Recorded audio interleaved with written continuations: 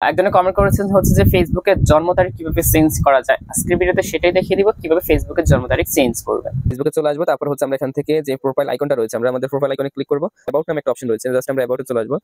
About আসার পর আমরা এখান থেকে এডিট প্রোফাইল ডিটেইলস, জাস্ট আমরা এখানে ক্লিক করবো। আসার পর আমরা আস্তে আস্তে নিচের দিকে যাবো, এডিট ইউর অ্যাবাউট ইনফরমেশন এখানে ক্লিক করবো। আরো কিছু ইনফরমেশন দেখাবে, এখান থেকে স্ক্রল ডাউন করে নিচের দিকে আসবো। আশা করি দেখবেন আপনি আপনার জন্ম তারিখটা ঠিক এখানে দেখতে পাচ্ছেন। এখান থেকে জাস্ট এই যে উপরে আবার এডিট অপশন দেখবেন, জাস্ট এডিটে ক্লিক করবেন, সেটা এখান থেকে দেখতে পারবো। এখন জন্ম তারিখটা আমরা চাইলে এখান থেকে চেঞ্জ করতে পারি। চেঞ্জ করার জন্য যে কাজটা করবো, আমরা এখান থেকে দেখুন একটা অপশন রয়েছে এডিট অ্যাকাউন্টস সেন্টার, আমরা এখানে ক্লিক করছি। এখানে ক্লিক করার পরে দেখুন আমাদের জন্ম তারিখটা কিন্তু এখানে দেখাচ্ছে, শো হচ্ছে। জাস্ট আমরা কি করবো, এই ঘরটার মধ্যেই ক্লিক করবো। তো আমরা ক্লিক করছি, ক্লিক করার পরে আমরা চাইলে এখান থেকে আগে যেটা ছিল সেটা চাইলে এখান থেকে চেঞ্জ করতে পারেন। এই যে এখান থেকে আপনি চাইলে চেঞ্জ করে দিতে পারেন, কোনো সমস্যা নেই। তারপর আপনারা হয়তো এখান থেকে আপনি এখান থেকে সবকিছু চেঞ্জ করে এখান থেকে সেটে ক্লিক করবেন।